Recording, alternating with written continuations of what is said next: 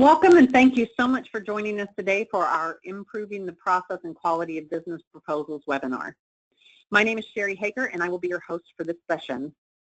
Just to give you a little background about myself, I have over 18 years experience helping organizations achieve better control over their business critical information.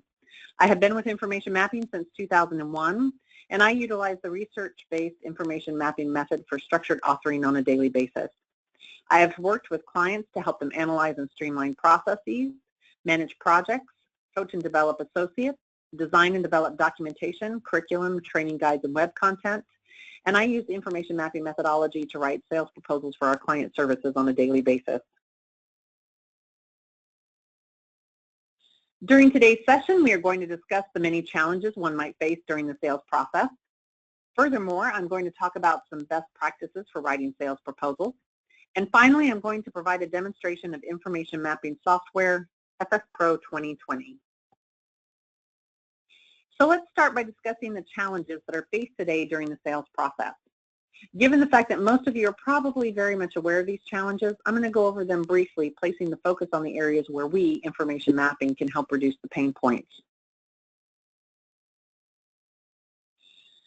This slide illustrates the sales process from beginning, the prospect stage, to the end, the closing of the deal, and all of the stages in between. Now, what I want you to think about are all of the different areas in which you or someone else that might be involved in the process might be reviewing or creating some form of written communication. This can either be internally between sales associates, experts, consultants, and so on, or externally to the clients or vendors. So, for example, in the first stage of the process, you might have an introduction letter or email that goes out to the client to introduce them to your services. During the needs analysis phase, experts and consultants might be developing meaning reports. Then all of the information gathered from the first three phases are compiled into the most important document in this process, which is the proposal. Now, we all know how critical this document is. It helps to make the sale, or at the very least, move the sale forward another step in the sales process. We'll talk about the proposal in far more detail here in a little bit. In addition to the sales proposal, some clients request copies of resumes for the consultants or technical experts that might be working on the project. There may also be some follow-up letters and emails that go back and forth before the deal is closed. And finally, there might be some contracts that have to be completed as the deal comes to an end. Now, let me point out one other thing about all of these different forms of communications. They're all done by various individuals. So you might have the sales representative writing the introductory letter or email, experts and consultants creating the meeting reports, proposal writers compiling all of the information into the sales proposal, and the sales representative sending emails to negotiate the final terms and close the deal. Now, how different are each of these roles? Is writing a primary or secondary skill for them? The answer is that it probably varies not only between individuals, but across the company as well. Now let's take a look at one form of written communication that you might come across during a typical sales opportunity. We're going to take a look at an email that outlines the services an organization might provide. In this particular case, it's the services that are provided by information mapping. So this might be what a typical letter or email going out to a client might look like. Now if you take a look at it, there's no real there's nothing in there that really kind of guides you or provides you any kind of advanced organizer as to what type of information you're going to find within it. So you're basically going to have to read this document from the very beginning to the very end to be able to capture all of the information that it contains. We basically call this kind of a wall of words.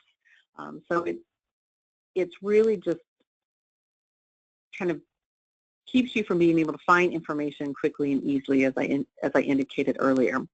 And it makes things difficult to find. It's going to take you time to locate information. And like I said, you're going to have to read it from beginning to end in order to be able to find out exactly what the document itself contains.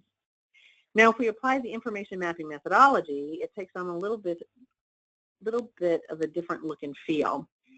Now we kind of have chunked the information down into manageable units of information, and we've included labels that give you an idea as to what that paragraph or bulleted list or whatever it is, paragraph or sentences, bulleted lists, and those types of things, what each one of them contain.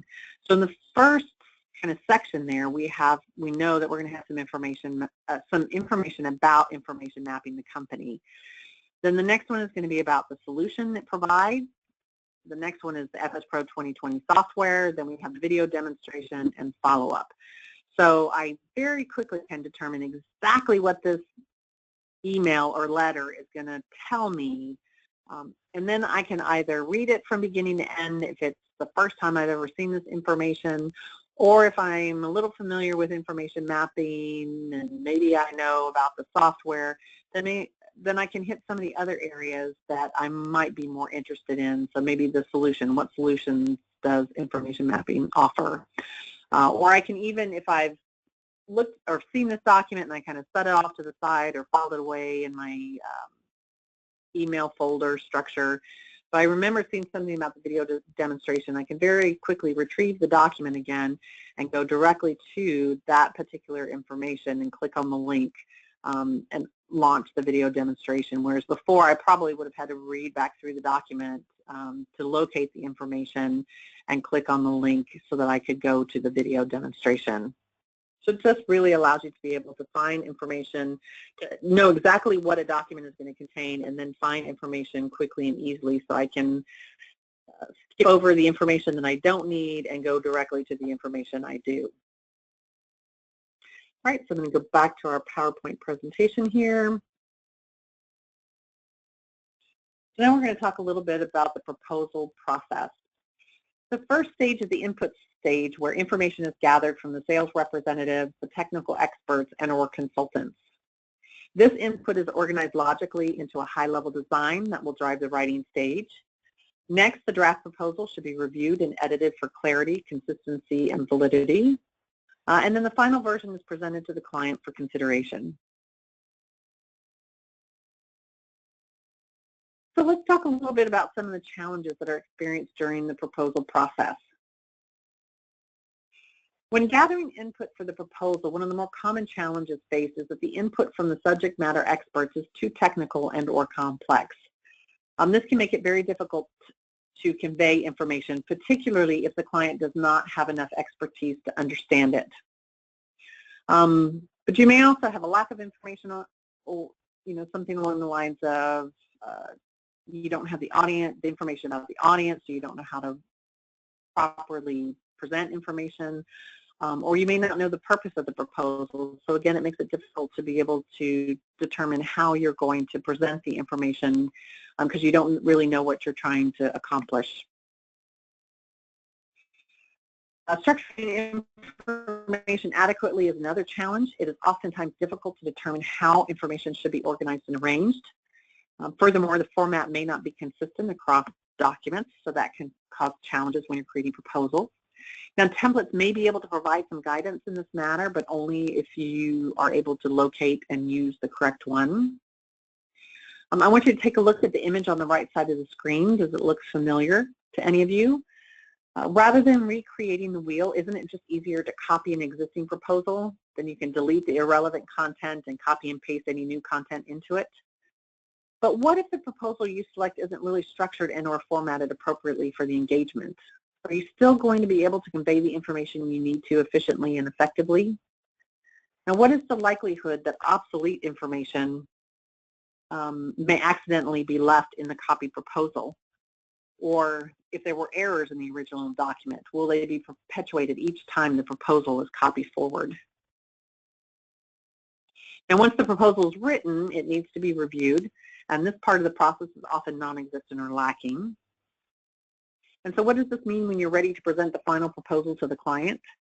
It can mean that he or she is unable to see the solution your company has for their problem, and therefore the sale never makes it to the next phase in the sales cycle. All in all, time is wasted writing, formatting, and presenting proposal drafts that never advance the engagement to a sale. So what are some of the goals you should be trying to achieve when writing winning sales proposals? Ultimately, you want to reduce the amount of time taken to get a draft proposal going and simplify the process of producing the draft. To do this, it will be beneficial to have a content standard, such as information mapping, so you can produce proposals across offices that are consistent in content, structure, and presentation.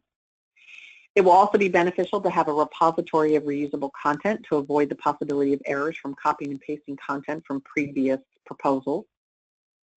To further reduce errors, it is imperative to have a review process in place, during which time you can make updates to the proposal quickly and easily. And last but certainly not least, goals should include the ability to publish to mobile devices so the proposal can be accessed and viewed anywhere at any time.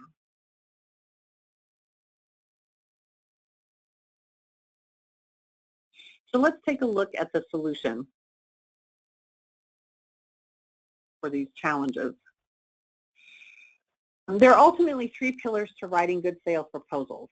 There's the people, the process itself, and technology. Now, oftentimes organizations have the people and technology in place, but they do not have a process. The information mapping methodology is a solution that addresses all three of these areas. For starters, it is the process. It is a structured approach to writing. This approach provides the people with the tools they need to present information logically and consistently. Furthermore, our FS Pro software has some of the methodology built in, thus allowing writers to focus less on the format and more on the content of the proposals themselves. And it is an add-in to Microsoft Word, so it's an environment that is already familiar to about 80% or more of the clients out there. Let's take a look at the methodology in a little more detail. Now, I can't go over all of the specifics of the information mapping methodology, but there are three key components. The first one being information types. The information types allow you to, or help you to analyze the subject matter and categorize it according to its purpose for the audience. We have 6 information types. We have the procedure, process, principle, concept, structure, and fact. And what it really allows you to be able to do is once I've identified the information type for a piece of information, say I'm going to be presenting a procedure, I have a couple different ways that I can choose from in which to present that information. One of the more common ones might be a step action table. And then the information mapping methodology has certain rules and guidelines for presenting step action tables.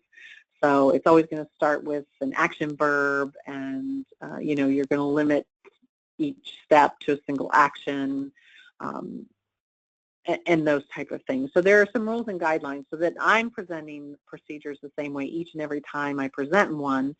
But then in addition to that, any other writers within the organization are also going to be presenting procedures in the same way each and every time. So it provides a very consistent approach. And then just, again, takes kind of the guessing out of all of it. So if I'm sitting down to write, I know what my options are, and I can just start getting right into it and start creating my procedures. The next component is the research-based principle. They allow you to organize information effectively so that it is easy to access, understand, and remember. We have 6 of those as well. We have the first one being the chunking principle. Now, we saw that earlier when we looked at the before and after of the email or introductory letter. We chunked the information down in the after document so that you were able to find information a little more easily.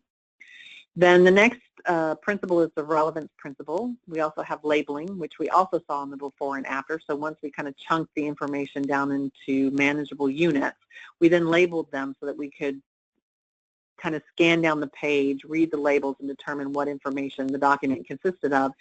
And then if we had to go back and retrieve information quickly, we could use those labels to find exactly what we're looking for. Then there's the consistency, integrated graphics, and accessible detail principles as well. Now, we use modular units of information that are different than the standard ones. As you see here on the screen, most of the time documents are written in a paragraph format. Information mapping, the methodology does not use the standard paragraph. We use what we call a block of information.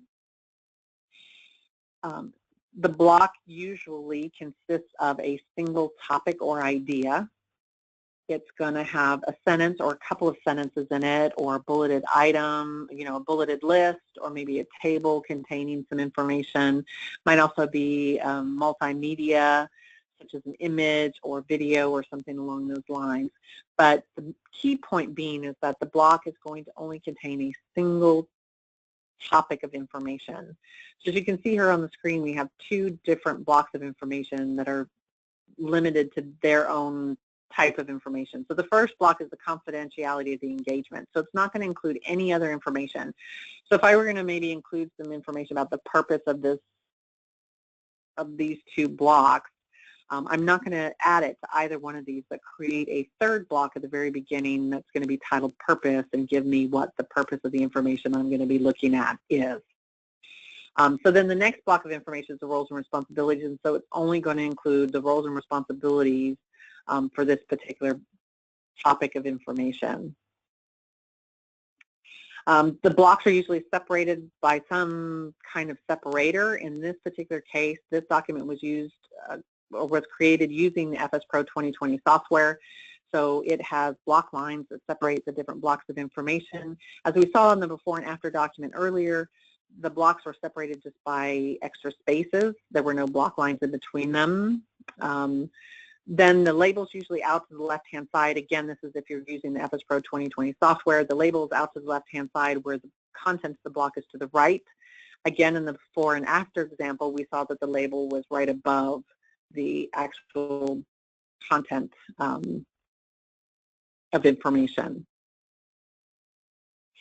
Now, the blocks are collected into what we call a map of information. The map, again, is also limited to a particular topic. So in this case, we have a map title called Solution. So we know that the blocks that are contained within this map only are specific to the solution of the proposal. And we can see here that we have 4 blocks of information. We have an introduction. We have information about the team that will be providing the solution. Then we have those 2 blocks we saw earlier, the confidentiality of the engagement and the roles and responsibilities.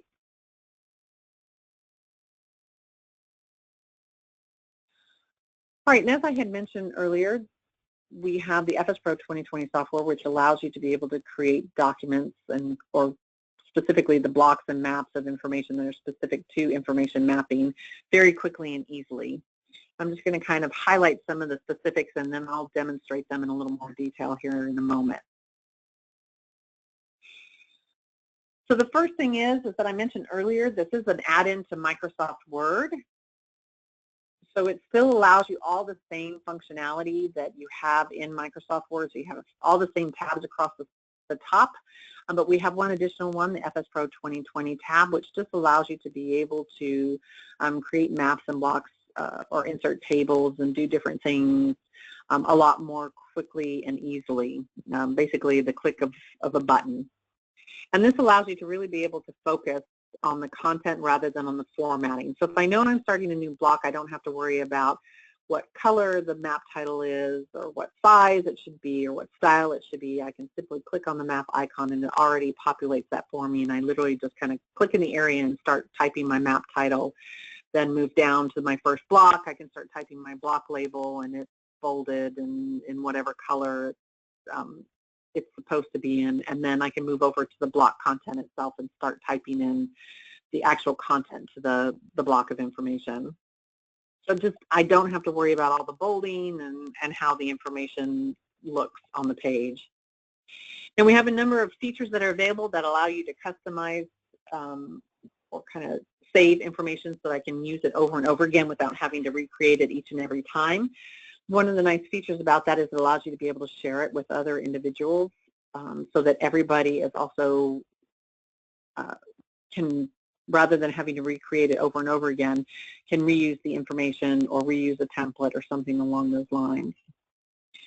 So in this particular case, we talk about reusing maps and blocks. So if, and I'm going to demonstrate how you can do that as well. So if you have information, a map of information or a block or two of information that you use over and over again, rather than having to recreate it each and every time or go open a previous proposal and copy and paste it in, where we talked about the fact that it kind of opens you up for creating errors, you can save the maps or blocks as reusable maps and blocks and then simply populate them by selecting them from the icons within the FS Pro 2020 software. So it just really allows you to reduce the time it takes to create a proposal, makes everything far more consistent, not only when I'm creating proposals each and every time, but other people within the organization are creating them, and then that ultimately reduces any errors from occurring. We also have a style manager, which allows you to provide consistent branding across the board, particularly because your proposal is kind of a representation of your company and you're sending it out, I would assume that it's going to be pretty important to kind of brand it with your company colors, logos, those type of things. So in this particular case, if you can see the maps and blocks that we have created have our information mapping blue color. So my block labels have that blue color. The block lines between the blocks have our information mapping blue color, as do the table headers. So it really just allows us to be able to set up a style within the FS Pro software and apply that style anytime we have a document that we want to send out to a customer and have that branded look and feel. The next feature is the template manager. As you can see here on the screen, we do have a proposal template already as a standard template within the software. Now, if it works, then that's perfect, but if you wanted to do some kind of customization to it, maybe you need some additional maps or blocks, or maybe you don't like some of the maps and blocks that are in there, so you can certainly delete them and add to it as need be, and then save that template as a customized template. So if you kind of look there in the pop-up box that's outlined in the red, there's a standard tab, but then there's also a custom tab. So you can save it as a customized template, and then you just have to select that tab, and it'll list it just like there's a listing of the standard templates. You select it and insert it into your document, and you have that customized template so that you're not having to recreate it or select the standard proposal and keep deleting and adding the same maps and blocks each and every time. You can just save it down as a customized template and insert it directly into your document. And then again, this is another thing that can be shared with other individuals, so they're not having to recreate their own customized templates each and every time. So it just makes things a lot easier and really consistent across the board. Now, one of the newer features that is just it's just so neat because it makes things so easy is the ability to publish to the cloud. So it really allows you to be able to take this document that's created in Microsoft Word and either publish it as a website or a web presentation at the click of a button. So it does all the work for you. You don't have to get IT involved to do any coding or anything along those lines. It's literally you click the publish button, you have to enter in some information in the screen, and then click the publish button, and it does all the work for you, and you just go directly to the website, and you're able to navigate through the maps and blocks of information out on the website. Or if you wanted to have some kind of presentation, you're going to go and present the proposal to the client. So you're going to maybe hand them the proposal or provide them an electronic version of it, but you also want to have a presentation to go along with it. Rather than having to create one in PowerPoint, you can simply use the publish feature, and it'll create one out to the cloud that can be accessed from any handheld device as long as there's a connection. So I can do it from my computer, or if I have a tablet or cell phone or anything along those lines, then I can access that presentation and present it to the client. Or even if I'm just sitting in the airport and I want to kind of run through the proposal before I'm meeting with the client or sitting in the lobby, I can grab my cell phone or something and run through the proposal and just kind of, you know, go through it so that you're more familiar with it when it comes time to present the information. So now I'm going to do a demonstration of the information mapping software. But before I do that, let me just kind of reiterate here how we go from beginning to the end. So we kind of started with our before proposal, where we had that wall of words. It didn't really have a content standard or a logical flow to the document.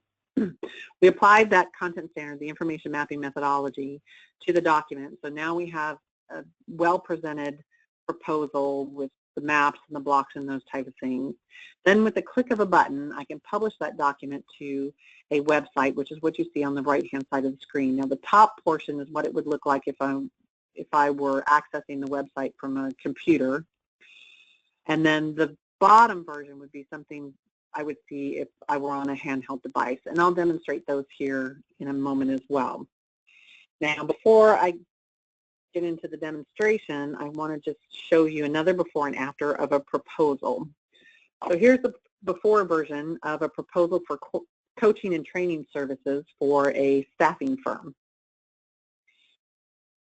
We have kind of our standard cover letter, and then as we get into the document, it goes into some key assumptions and some objectives. So we have kind of some bulleted lists there. But the thing that I really want to point out is this coaching philosophy and approach that we have. So talk about a wall of words, like I had mentioned earlier with the sample of the email or introductory letter. This is really kind of a big wall of words, and I just am wondering how easy it would be for someone to be able to find the information about the philosophy and the approach in all of this information.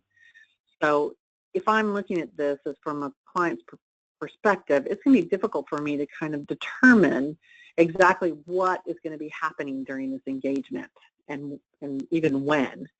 And if that weren't bad enough, that's not where it stops. It continues on to the next page and just keeps going and going.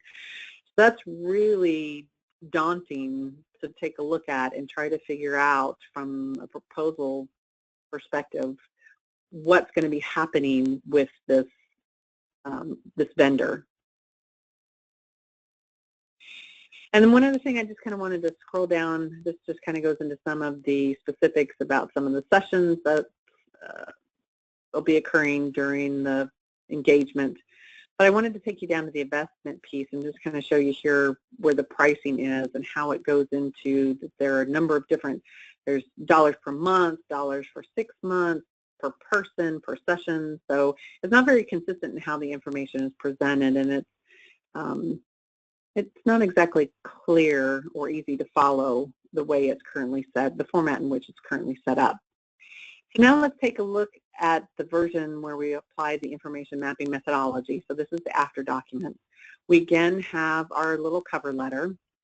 Now, in this particular case, we have what we call an overview map at the very beginning of the document, and this is all automatically created by the software. So this is another one of the icons out there that pulls all of the different map titles and places it into this topic C page table with clickable links. So I can either click on the link and go directly to it if I'm looking at it electronically, or if it's a paper version, I have the page numbers out here as well. And like I said, all of that is created automatically using the FS Pro software, and I'll show you how to do that here in a minute. But here we have our first map of information, our understanding of your needs, and we have a couple of different blocks about the staffing firm company, a little bit about the project itself, and then what the customer's needs are. Then we get into the objectives and scope, but the key piece I wanted to show you is the solution. You've seen these initial blocks a couple different times where it provides some of the upfront information, but the key piece is this phased approach piece. So we presented it in the table instead of having that wall of words with all the paragraphs and the different information. There's a table here and that breaks it down into phases. We know that the first phase is going to be the training sessions. That's what's going to occur first. So I know the first thing we're going to work on is going to be a couple different training sessions. It's going to start at the onset of the project, and there's going to be 2 of them. There's going to be a leadership team strategy session and a transforming your culture session. So it's very specific and spells out exactly what's going to be occurring during that first phase of the project. Then there's going to be the next phase, which is the team analysis, development plan, and coaching goals. That's going to occur within the first 2 weeks. So again, I know exactly when it's going to be taking place. And then it goes into the specifics as to what exactly it's going to include. So there's going to be some 360-degree interviews with the boss, direct reports, and peers, and then using information from the intake forms, leadership development assessments, and so on to do a number of different things. So again, it's very specific, detailing out exactly what's going to be occurring. You know, that there are 3 basic phases, when each one is going to occur, and exactly what's going to occur during each one of those. That might be something that's going to be viewed from maybe more of a management perspective, and then if I want to go back into or go into some of the details, maybe I'm the project manager now and I'm going to I need to know exactly what's going to be done during the course of this project. I might be more interested in the session details where we go into exactly what the objectives, activities, and output are. So it just depends on who's reading this document. We set it up to be accessed by multiple or different levels within the organization. So someone may not need to know all the different details, but if they do, it's there so that they can find the information. But we're not kind of bogging down the approach with all of the specifics either. And then the final thing I wanted to point out in the after document was the pricing piece. So here we kind of went in and we're very specific for each activity that's occurring. We did the pricing per unit, so it makes it a little bit easier to follow now what the number of units are, and then the dollar amount. So instead of saying that it's the executive coaching is so much per 6 months, we broke it down per unit and then added a column here for the number of units for each different activity. Now, I want to kind of come back up here and just point out one thing, which I'm going to show you here when I demonstrate how to kind of start your own proposal. This particular document, the benefits of using XYZ company, might be something that you reuse over and over again. So it might be a map that you would want to save so that you don't have to recreate it each and every time or go out to a former proposal and copy and paste it in. So it just allows you to be, again, it's something that you might want to be able to save so that you can reuse it rather than having to recreate it from scratch each and every time. You might also do that from this pricing piece. So if my estimated fees are kind of going to be presented the same way each and every time, then maybe I'll want to save that estimated fees block as a reusable block so I can just insert it into the next proposal and not have to recreate it from scratch. And just to kind of show you how that's done, I've started a little proposal here. It's just got the cover page to it. So from there, I'm going to come over here to my map icon, drop-down menu, go to the reusable map, and I have the benefits of using XYZ company. So I'm going to click on it and insert my first map of information with all the different blocks in it. So you see how quickly and easily it is to create that first map of information. Now, let's say I want to add the next map, which is going to be on pricing. So I can just click the map icon. It's going to start a new blank map. I can title my map pricing and then insert my first block of information, which are my estimated fees. Again, I had already saved these, so you would have to go through the process of saving them in order to be able to have them listed as your reusable blocks. But I could just come out here and click estimated fees, and it's going to automatically populate that estimated fee block in there for me. And then I can also do, if they're going to be travel costs, I can insert that one as well. So see how quickly and easily it is to start building your proposal using the reusable maps and blocks. Or, you know, again, you can use the template that's already, the standard template that's already out there, or if you save your own customized template, you can certainly do that as well and then just populate the different pieces. Or it can be a combination of the two. It just depends on the document and what's the best way to kind of build it and that type of thing. Now, I also talked about an overview map.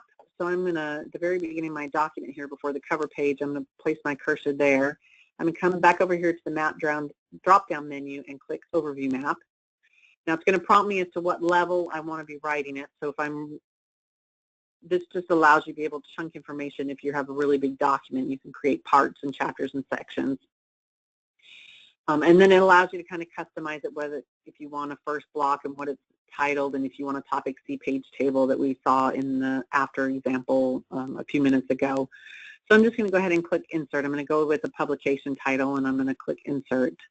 And it's going to automatically populate this first overview map for me. I can have an introduction and start typing the content for it. And then here's the topic C page table. And this is where I said you can automatically pull the map titles into your document. So I'm going to say Update Topic C page table. Again, we're prompted. So if I have a big document that has chapters and sections, it allows me to insert overviews for each one of those different levels. But in this particular case, I only have maps. So I'm going to select Map Titles, click OK, and it automatically populates the two maps that I have created in my document, the benefits of using XYZ and the pricing document, and it also automatically populates those page numbers. All right, now I'm going to go back to our after document, and I'm going to demonstrate the publish feature. So I'm going to come back over here to the FS Pro 2020 tab. I'm going to click the Publish button. I'm going to give it a publication name. So it's going to be by the proposal. I'm going to create a website out of it, so I'm going to have to click website. If I wanted to do web presentation, I could click it. And I can set a password on it if I want to by clicking yes and entering what that password is. That's just if I share the link to the site with someone else, they're going to have the password in order to be able to get onto it. And then I'm going to click the publish button. It's going to take a minute or two to convert the document to a website, and then you'll be prompted to go to the publication. So you click on it, and it's going to take you over to the page. And now we have the proposal as a website. So you can certainly set up your own kind of logo here. The document is all part of customizing the website itself. Now here are the different maps of information I have. So again, we see that we have the overview, our understanding of your needs, objectives and scope, solutions, so forth. And then these are the actual blocks of information. So I can click on them to go into the content itself. And then I can either go back up and navigate that way, or use the arrows to navigate back and forth between the blocks in that particular map of information. So then if we go to our understanding of your needs, we see those 4 blocks that we had in there. Let me jump down here to the solution, and you can see here the phased approach. So there's where that table is, where we went into the approach itself and the different phases and time frames, and then the specifics for each one of them. Here's those benefits of using X, Y, Z. So we have the experience, the proprietary assessment system, and the expert staff, and we have the pricing document, which is the estimated fees and the travel costs. So you see how easy it is to build a proposal and then save it as a website so that it can be viewed from any handheld device. And just to kind of give you an idea as to how that will look, sorry, here, let me scroll up. We have a site that allows you to be able to view what it'll look like. So if I'm on an iPhone and I'm looking at it, this is what it'll basically look like. This is that overview page again with the about this proposal, and in this proposal that topic C page table. So I can click into it, or I can use my finger and swipe it to go to the actual blocks itself. Here it is in the iPad, or how it would look using an iPad to access the site. Here's the iPad landscape, so you can see here if you landscape it, you get the listing that we saw in a moment ago on the desktop version I just showed you, and then here's that same desktop version. So just to kind of give you an idea as to how they would look in different formats. And again, with the iPhone or iPad, you should be able to just use your finger and swipe to scroll from one to the next.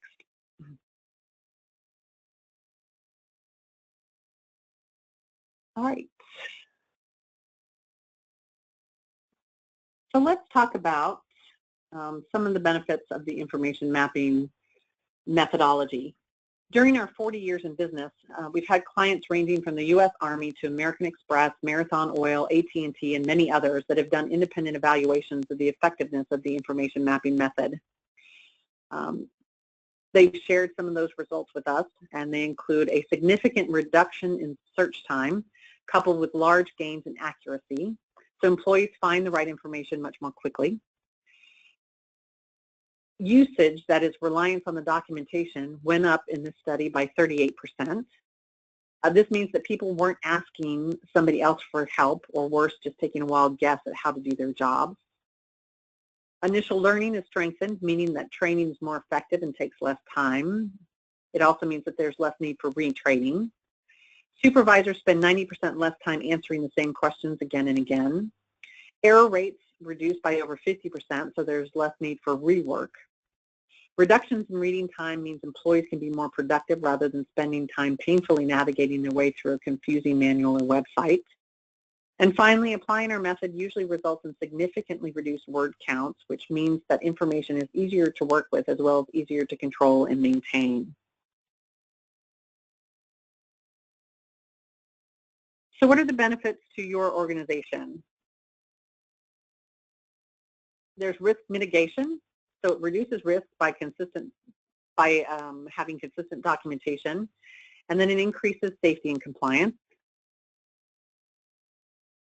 There's cost reduction because it reuses modular content. There's a reduction in translation costs. And finally, there's a reduction in the time and complexity of managing changes. And then there's revenue growth. So it reduces the time to create content and accelerates the time it takes to get that information to the market. So how do we get started? Information mapping offers a number of different solutions. We have the software pack, which is the FS Pro 2020 software. Again, that has some of the mapping methodology built in for you so that you can focus more on the content rather than the formatting. But in addition to that, we also have the training pack, so we can train organizations on the information mapping methodology. We offer a couple different options depending on how often someone is going to be writing. So we have a 2-day training class for someone who may not write every single day, but uses it fairly often. And then we have a 3-day class for someone who really, really needs to be familiar with the information mapping methodology. And that 3rd day also allows you to be able to kind of do a little more practicing with an instructor available to help provide guidance and that type of thing. We offer public classes as well as private classes. So if you have enough individuals within your organization that want to be trained on the information mapping methodology, you might consider a private class where we come to you and teach you on site. Or if you only have 1 or 2 individuals, then you might consider a public course. We have them all over the place. So you're certainly welcome to access our information mapping website to see if there's a location near you and when that might be occurring. And then we have a number of other different training options available. And finally, we have the professional services side of the business, which is the side that I work for. That is where I would come in and kind of help you with whatever problem you're having. We do things like content audits, so if you're not really sure what content you have out there or where to start, we can come in and do a content audit. We do the design work, so we talked about how to structure information and present it. We can come up with the high-level design or the organization for how the information should be presented. This can be either in a paper version or an online version or both. We have to work with both of them and determine, kind of figuring out what limitations or what features you have available in your online environment, what's the best way to present information and to navigate through it and search it and those type of things. And then we also do the mapping, apply the mapping methodology to the documents itself. Again, whether it's an electronic or paper version, we can help with all of that. If you have any questions from any of the information I provided today during the seminar, feel free to send it to marketing@informationmapping.com. That includes even if you're interested in finding out more information about the different solutions we provide or anything along those lines. Someone will get back to you as quickly as possible. Again, that's marketing@informationmapping.com. I want to thank all of you for attending our webinar today. I hope you found the information very useful, and I hope you'll join us for future webinars. Thank you very much, and I hope you have a wonderful rest of your day.